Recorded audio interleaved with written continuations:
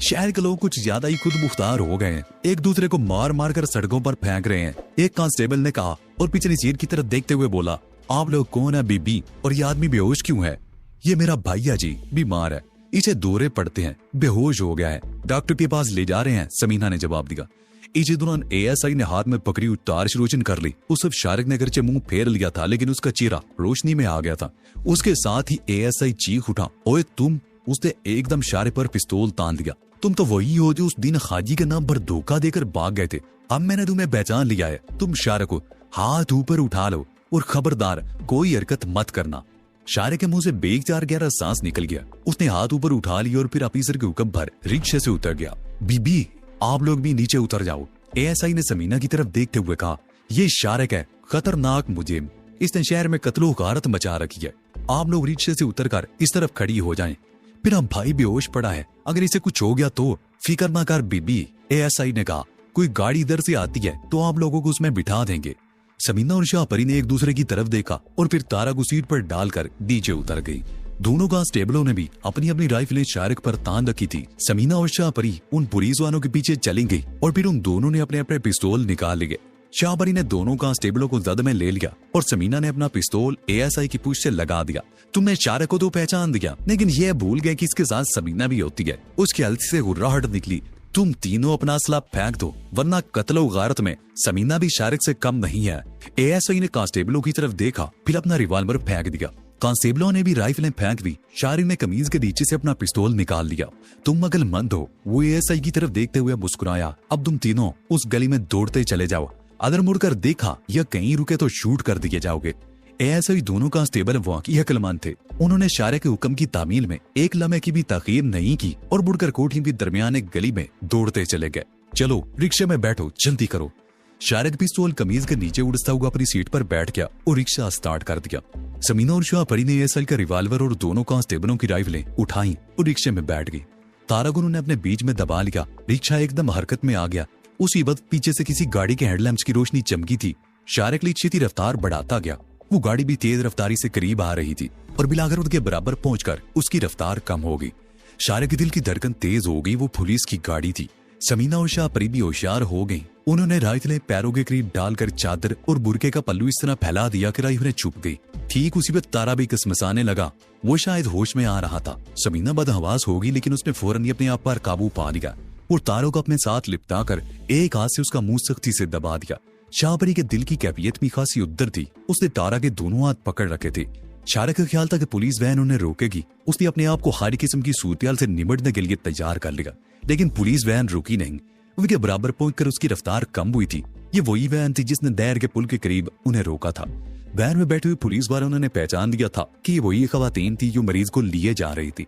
अभी तक किसी डॉक्टर के पास नहीं पहुंचे। वैन की अगली सीट पर बैठे हुए सब इंस्पेक्टर ने शारिक की तरफ देखते हुए कहा, रिक्शा खराब हो गया था जी। शारिक ने जवाब दिया, मैं डॉक्टर को जानता हूँ जी, उसकी दुकान लिबर्टी में सारी रात खुली रहती है, जल्दी लेकर जाओ, ऐसा ना हो मरीज रास्ते ही में खत्म हो जाए, सब इंस्पेक्टर ने कहा। और उसके साथ ही वैन की रफ्तार तेज हो गई। शारिक का मुझे इत्मीनान का सांस निकल गया। अगर पुलिस की ये वैन सिर्फ 2 मिनट पहले आ जाती तो इनका बचना मुश्किल हो जाता। पुलिस वैन आगे जाकर दाईं तरफ वाली सड़क पर मुड़ गई। शारिक ने रिक्शा बाईं तरफ एक गली में घुमा दिया और फिर गलियों ही गलियों में होता हुआ तहखाने वाली कोठी पर पहुंच गया। शारिक ने रिक्शा कंपाउंड में खड़ा करने की बजाय गैराज में कार के पीछे खड़ा करके गेट बंद कर दिया था। वो गैराज के अंदरूनी दरवाजे से कमरे में आ गए। तारा पूरी तरह होश में नहीं आया था। शारिक उसे कंधे पर लाद कर कमरे में लाया। समीना ने मोमबत्तियां वगैरह तलाश करके रोशनी की। शारिक ने अपना पिस्तौल निकाल दिया था और तारा को जद पर ले रखा था जो फर्श पर पड़ा हुआ था। थोड़ी देर बाद तारा के हवास बहाल हुए। वो खौफजदा सी नजरों से इधर उधर देख रहा था। फिर वो शारिक के कदमों पर गिर गया। मेरा कोई कसूर नहीं शारिक बाबू, वो खौफजदा लहजे में बोला। मैं तो खुद तुम्हारे पास आना चाहता था। मैंने जफरी को भी यही कहा था। जो शख्स दौलत के लालच में अपने पुराने मालिक को छोड़कर किसी दूसरे के साथ मिलना चाहे तो उसकी नीयत पर भरोसा नहीं किया जा सकता। शारिक ने कहा, नहीं शारिक बाबू। तारा ने कहा, मैं सच कहता हूँ शारिक बाबू, मुझे कोई लालच नहीं था। मैं तो बहुत अरसे से तुम्हारे पास आना चाहता था। हाजी बहुत जालिम आदमी है। उसने तुम्हारी माँ और बहन के साथ जो कुछ किया उस पर मुझे बहुत दुख था। उसी वक्त से मेरे दिल में हाजी के खिलाफ नफरत पैदा हो गई थी। अगर तुम मेरे पास आना चाहते थे तो उन आदमी को साथ लेकर क्यों आए थे और फिर तुमने उन्हें कत्ल क्यों कर दिया? शारिक बोला। उनके सामने मेरे मुंह से गलती से निकल गया था कि मैंने शारिक के ठिकाने का पता चला लिया है। उन्होंने मुझे कहा था कि अगर हाजी को बताया गया तो वो हमें कुछ भी नहीं देगा। उन्होंने कहा था कि हम शारिक और समीना को पकड़कर पुलिस के हवाले कर देंगे, हमें तो इनाम मिलेगा। तारा ने जवाब दिया, और इनाम के लालच में तुम लोग मुझे पकड़ने आए थे। शारिक ने उसे घूरा। फिर जब जफरी ने सोने में से हिस्से की पेशकश की तो तुमने अपने ही साथियों को मौत के घाट उतार दिया ताकि वो तुमसे हिस्सा ना मान सके। नहीं शारिक बाबू, ये बात नहीं। तारा की गया, मैंने किसी लालच में उन्हें नहीं मारा। वो दोनों तुम्हें पुलिस के हवाले करना चाहते थे। उन्हें रोकने के लिए इससे बेहतर और कोई तरीका नहीं था तो उन्हें खत्म कर दिया जाए। तुम्हारे ख्याल में शारिक इतना ही कमजोर है कि उसे आसानी से पकड़ लिया जाए? शारिक ने उसे घूरा। पहले माजिया गुजर की पार्टी, फिर आजी का गिरोह और पूरे जिले की पुलिस तो शारिक का कुछ बिगाड़ नहीं सकी, और तुम 2 आदमियों को लेकर मुझे पकड़ने आए थे। कमरे में सिर्फ मोमबत्ती जल रही थी। उसकी रोशनी में तारे का चेहरा कुछ ज्यादा ही पीला नजर आ रहा था। समीना और शाहपरी बड़ी इत्मीनान से एक तरफ बैठी हुई थी। कमरे में कुछ भूतन भी हो रही थी। कुछ ही देर बाद शाहपरी उठकर बरामदे में चली गई, लेकिन 2 ही मिनट बाद वो वापस आ गई। उसके चेहरे के तासरात बदले हुए थे। पुलिस की गाड़ियां इन गलियों में घूम रही हैं, उन्हें हमारे ठिकाने का पता तो नहीं चल गया? वो शारिक की तरफ देखते हुए बोली। पुलिस सायरत की आवाज शारिक ने भी सुन ली थी। पुलिस को हमारे ठिकाने का पता नहीं चल सकता, शारिक ने कहा। उन्हें यकीनन उस रिक्शे की तलाश होगी जिसे एएसआई और उसके साथियों ने रोका था। डरने की कोई बात नहीं, पुलिस यहाँ नहीं पहुंच सकती। उसने जुमला मुकम्मल किया ही था, उन सब की आंखें चकाचौंध हो गई। बत्ती आ गई थी। तेज रोशनी में उनकी आंखें खैरा हो गई थी। बाहर वाला दरवाजा लॉक कर दो समीना, और बरामदे की बत्ती भी बुझा दो, शारिक ने कहा। तारा को जरा अंडरग्राउंड ले चलें, इसे वो सोना दिखाएं जो हमने हाजी के दामाद से छीना था। समीना ने बाहर जाकर बरामदे की बत्ती बुझा दी और दरवाजा बंद करके लॉक कर दिया। वो लोग तारा को लेकर तय खाने में आ गए। शारिक ने तय खाने में रखी हुई लकड़ी की पेटियां उलटती। सोने के बिस्किट फर्श पर गिर गए। तारा की आंखें चमक उठी। ये है वो दौलत जिसके लिए हाजी तुम जैसे लोगों को मरवा रहा है, शारिक ने तारा की तरफ देखते हुए कहा। और तुमने भी इसी के लालच में आकर अपने 2 आदमियों को मौत के घाट उतारा है। इससे पहले न जाने कितनी आदमियों को मार चुकी हो। ये 3 करोड़ का सोना तुम्हारे सामने है। अब तुम भी सोने के साथ इस तय खाने में बंद रहोगे। भूख लगे तो पेट भरने के लिए इसे खा लेना। मुझे माफ कर दो शारिक बाबू। तारा उसके पैरों में गिर गया। तुम जो कहोगे मैं करने को तैयार हूँ, बस मेरी जिंदगी बख्श दो। मैं अगर तुम्हें छोड़ भी दूं तो आज ही तुम्हें जिंदा नहीं छोड़ेगा, शारिक ने कहा। उसे तुम्हारे 2 साथी और कदीर के अड्डे से अपने दूसरे आदमियों की लाशें तो मिल ही जाएगी, लेकिन तुम्हारी लाश ना पाकर वो समझ जाएगा कि तुमने गद्दारी की है। वो तुम्हें जिंदा नहीं छोड़ेगा। मैं तुम्हारा हर हुक्म मानूंगा शारिक बाबू। तारा रो दिया। तुम्हें एक शर्त पर कुछ दिनों के लिए जिंदा रखा जा सकता है, शारिक ने उसके चेहरे पर नजरें जमाते हुए कहा। मैं तुम्हारी हर शर्त मानने को तैयार हूँ, तारे ने कहा। मुझे हाजी के तमाम ठिकानों का पता चाहिए और उन जगहों का पता भी जहाँ वो अपना माल रखता है।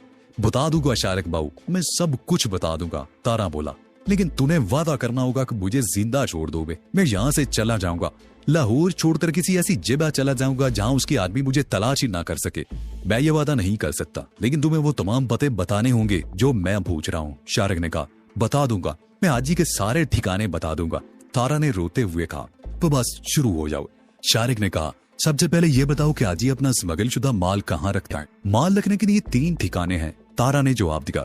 एक मिस्री शाह में, दूसरा बागबानपुरे में और तीसरा मुल्तान रोड पर है। बल्लास्ताब के करीब एक गली में। वो चंद लम्हों को खामोश हुआ, फिर उसने ठिकानों की लोकेशन भी बता दी। ठीक है, शारिक बोला।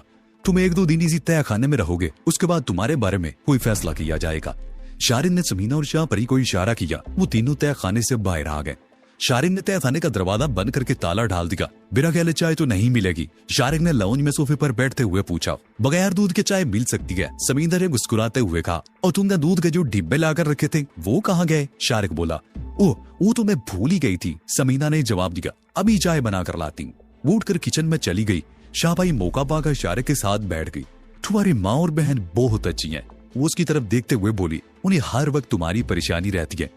क्या ऐसा नहीं हो सकता कि उनकी खातिर तुम ये सारे धंधे छोड़ दो? ये धंधे छोड़कर कहाँ जाएंगे? शारिक बोला। किसी दूसरे मुल्क, शाहपरी बोली। हमारे खानदान के कुछ लोग दुबई में हैं। जर्मनी और यूरोप के दूसरे मुल्कों में भी हमारे बहुत से लोग आबाद हैं। जर्मनी और यूरोप के दूसरे मुल्कों में हमारे बहुत से लोग आबाद हैं। दरअसल जब सरदार दाऊद ने ताहिर शाह को मजूल करके अफगानिस्तान की हुकूमत पर कब्जा किया था तो बहुत से लोगों ने मुल्क छोड़ना शुरू कर दिया था। वो लोग अक्लमंद थे, उन्होंने मुस्तकबिल का अंदाजा लगा लिया था। हमारे खानदान और कबीले के बहुत से लोग भी अपने मुल्क से चले गए थे। हमारे हालात अच्छे नहीं थे, हम लोग नहीं जा सके। वो चंद लम्हों को खामोश हुई, फिर बात जारी रखते हुए बोली। अगर हम लोग यहाँ से दुबई चले जाएं तो वहाँ पर मौजूद हमारे आदमी में पासपोर्ट बनवा कर दे सकते हैं। उसके बाद हम यूरोप के किसी भी मुल्क चले जाएंगे। जिंदगी सुकून से तो गुजरेगी। शायद तुम डर गई हो यहाँ के हालात से, शारिक मुस्कुराया। अगर तुम चाहो तो मैं तुम्हारे लिए मुल्क से बाहर जाने का बंदोबस्त कर सकता हूँ। ये बात नहीं है, शाहपरी ने जवाब दिया। ये तो दो गिरोहों की इनफरादी लड़ाई है। तुम उन हालात का अंदाजा नहीं लगा सकते जब हमारे मुल्क पर रूसी फौजों का कब्जा था। गली गली में लड़ाई हो रही थी। कोई शहर, कोई गांव या बस्ती महफूज नहीं थी। कदम कदम पर बम फट रहे थे। मैं तो उन हालात में भी नहीं घबराई थी। रूसियों के जाने के बाद हमारा मुल्क अब तक उबतरी का शिकार है। उसका अंदाजा तुम भी लगा चुके हो। मैं उस किस्म के हालात से डरने वाली नहीं, और फिर अब तुम्हें छोड़कर तो मैं कहीं और जाने का तस्वुर भी नहीं कर सकती। मैं तो माँ जी और रदिया की वजह से कह रही थी। वो बेचारी हर वक्त परेशान रहती हैं। बस चंद रोज की बात है, शारिक बोला। हाजी से निमट लें तो इस शहर में भी सुकून हो जाएगा। वैसे मैं वादा करता हूँ कि हाजी के गिरोह के खात्मे के बाद हम यहाँ से चले जाएंगे। कहाँ जाने की बात हो रही है? समीना ने किचन से निकलते हुए कहा। उसने शारिक का सिर्फ आखिरी जुमला सुना था। मुल्क से बाहर तफरीह का प्रोग्राम बन रहा है, शारिक ने मुस्कुराते हुए जवाब दिया। शाहपरी ने मुझसे बात की थी। समीना ने चाय के कप उनके सामने रखते हुए कहा। वैसे मेरा ख्याल है ये ठीक ही कहती है। आखिर हम कब तक इस तरह के खौफ के साए में जिंदगी गुजारते रहेंगे? हम आजादी से कहीं आ जा नहीं सकते। आना जाना तो क्या, घर से बाहर कदम नहीं रख सकते। हमारी जिंदगी का हर लम्हा खौफ में बीत रहा है। हर वक्त यही दरका लगा रहता है कि हाजी के किसी आदमी की गोली का निशाना बन जाएंगे या पुलिस हमें गोलियों से छिलनी कर देगी। ये जरूरी नहीं कि हम हर मर्तबा धोखा देकर बचते रहें। हम तो गैर भुगत ही रहे हैं। माँ जी और रजिया का क्या कसूर है? और ये आजादी भी खत्म होकर रह गई है, और इसने किसी का क्या बिगाड़ा है? उसने शाहपरी की तरफ इशारा किया कि अपने मुल्क में आजाद थी। वहाँ के हालात चाहे कैसे भी रहे हो, लेकिन इससे कोई खौफ तो नहीं था। आजादी से घूमती फिरती तो थी, लेकिन हमारा साथ देकर ना ये सिर्फ अपने मुल्क से जलावतन हो गई, बल्कि यहाँ आकर ये भी मातूम बन गई है। ये भी यहाँ आजादी से घूम नहीं सकती। शाहपरी ने तुमसे जो कुछ भी कहा है मैं उसकी तायद करती हूँ। हमें अब ये सब कुछ खत्म कर देना चाहिए। हम फर्जी नामों से किसी भी मुल्क में जा सकते हैं। वहाँ आजादी तो होगी, पकड़े जाने या मारे जाने का खौफ तो नहीं होगा। तो गोया ये प्रोग्राम तुम दोनों का है, शारिक ने उसके खामोश होने पर कहा और चाय का कप उठाकर चुस्सियां लेने लगा। हाँ, समीना ने कहा। मुझे माँ जी और रजिया की उदासी परेशानी नहीं देखी जाती। जब से सोहेल मारा गया है, माँ जी कुछ ज्यादा ही परेशान रहने लगी है। मैं समझता हूँ, शारिक ने कहा। मैंने शाहपरी से भी कहा था कि हाजी के मामले से निमट लें तो यहाँ से चले जाएंगे। हाजी का हिसाब किए बगैर मैं यहाँ से नहीं जाऊंगा। मैं बुज़दिल नहीं कहलाना चाहता। हाँ, हाजी को मारकर तुम्हें बादरी का तमगा जो मिल जाएगा, सफेदा ने उसे घूरा। यही समझ लो, शारिक बोला। मैंने उसे अपनी अना का मसला बना लिया है। तो ठीक है, अब सबसे पहले हाजी का ही खात्मा होना चाहिए। इसके अलावा एक और बात भी है। सबीना ने उसके चेहरे पर नजरें जमाते हुए कहा। नौलख को यहाँ ले आएंगे और तुम माँ जीवानी कोठी कम से कम जाओगे। हम तो बुर्का पहनकर निकलती हैं, लेकिन अगर तुम किसी की नजरों में आ गए तो उन पर एक नई मुसीबत टूट पड़ेगी। ठीक है, शारिक मुस्कुराया। मुझे तुम्हारी ये शर्त मंजूर है। शमीना कुछ कह नहीं चाहती थी कि फायरिंग की आवाज सुनकर खामोश हो गई। वो लोग कमरे से निकलकर बरामदे में आ गए। फायरिंग की आवाज अगरचे दूर से आ रही थी, लेकिन लगता था जैसे दो पार्टियां आपस में टकरा गई हो।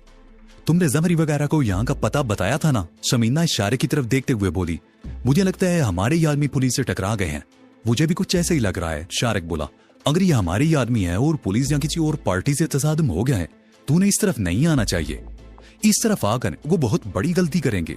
वैसे हमें किसी हंगामी सूरत से निमटने के लिए तैयार रहना चाहिए, समीना ने कहा। ठीक कहा तुमने, शारिक बोला। शाहपरी, अंदर से राइफलें ले आओ। हम लोग यहीं बरामदे में बैठेंगे और अंदर की तमाम बत्तियां भी बुझा दो।